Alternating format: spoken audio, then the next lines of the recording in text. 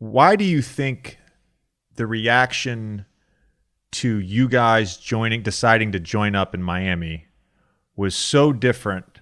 We'll use another example. Let's use Danny Ainge trading for Ray Allen and Kevin Garnett and forming that big three in Boston, which, by the way, was only like 3 seasons prior to you guys making that decision to join up. Yeah. Why do you think the reaction was so different? Do you think it was because it was LeBron and he was sort of the best player in the game and he was supposed to do what Jordan did and not team up with other superstars to win? I definitely feel that was a big part of it. Like, I want to throw it all on Bron, but I definitely feel that, the fan base, basketball fan base had an idea of how LeBron's career was supposed to go. And it was supposed to go like Michael Jordan's career. He's supposed to stay in Cleveland his entire time and win 6 to 7 rings, right? And he had other ideas for his career. And people at the time didn't understand why would he do that, right? They looked at it as a weak move. It's a weak move that he go team up with another all-star and another all-star. So yes, that was a big part of it. I think at the same time as well, they wasn't used to playing at that time. It wasn't used to players having control. You know what I mean? Organizations made trades. That's what happened. Free agency before that was not really that sexy like that, and even though it was some guys who, like I think it was Orlando Magic who had an opportunity to do some sexy stuff with Tim Duncan possibly and Grant Hill and T-Mac, like that would have been sexy, but that didn't happen. And it just wasn't something that was really the sexy thing to do. And at that moment when we made a decision as players and kind of put the control in the player's hand and change the dynamics of what people were used to, you always going to get hate. It's like Allen Iverson came in with braids and tattoos and sleeves, and everybody's like, this is not how the best player in the game looks.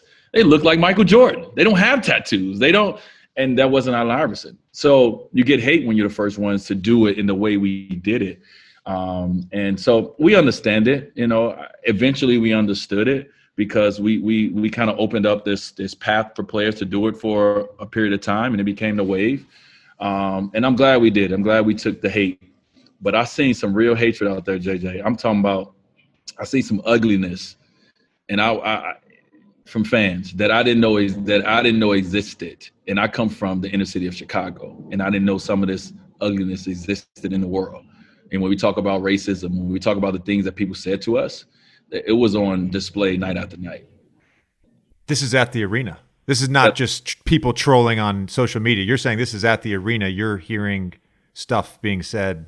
Yeah, this is at the arenas. This is in our everyday life, right? Of us traveling, going places. At that time we had to have so much security around us because the hate was real, and people would say some of the things that you would just look at them and say, like, you don't even know me. Like, how you speak of me in this, how can you speak of me in this way? But I would never forget the Cleveland game. The first time we went back to Cleveland, I would never forget being in the locker room. And that was the time where I looked at LeBron and I was like, hey, this guy's he's not normal. He's really not normal. I've always said it, but I really felt it. But the hatred that I heard in the locker room, I've never heard hate before.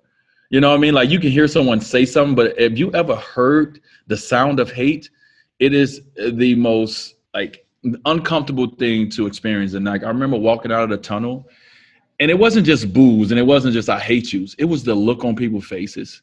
It was the things that was coming out of their mouths and how raged they were, in anger, that I said, I will never forget this moment in day in my life about, how someone can really hate you for making a basketball decision that you felt was best for yourself and your family. Is crazy to me. I'm not going to plug myself here, but please plug yourself. I went on Taylor Rook's show on Bleacher Report. She did a whole series on race in America. For some reason, she asked me to come on the show. And one of the things that I said on the show, and one of the things that I said on my podcast with Yahoo back in 2016, when Kevin Durant made his decision, is that the reaction to LeBron leaving and Kevin leaving is because there is a group of sports fans that are and will always be uncomfortable with powerful black men making decisions for themselves. taking empowerment and taking control of their careers. Now, of course, the blogs or whatever said that I said that it was racist. I'm not going to go that far, but what I will say is I will stand by those words. I think, of course, an element of Kevin getting backlash was because he went and joined the team that just beat him in the conference finals. Of course, part of the backlash with LeBron was because he wasn't following the same route as Jordan, and that's supposed to be the definition of greatness. But the other component to that is what I just said, and I firmly believe that. Listen, you hit the nail on the head. And if you think about it, no one gives backlash to any championships that Larry Bird won, that Magic Johnson won, that Michael Jordan won. Michael Jordan played with other Hall of Famers.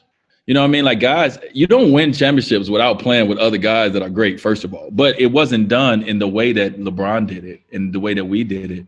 It was done from organizations. The organizations made sure that Larry Bird had McHale, Robert Parrish, Dennis Johnson. You know what I mean? Like all these Hall of Famers. And it was, so it was different. And I agree with you, man. And I didn't say that. I'm glad you said that. But we felt that way. We knew that some of the hate was because of our skin color, because of being Black men and deciding to control the fate of our careers. Because organizations will do it quickly. They will trade a Dwyane Wade in a heartbeat if you're not accomplishing what they want you to accomplish. So when we had the power, when we had the moment, we took it. But some of the hate came because of we were 3 Black guys who decided. And we changed the way that the NBA probably would ever be, right? Because of that decision. So I agree with you, man, 100%.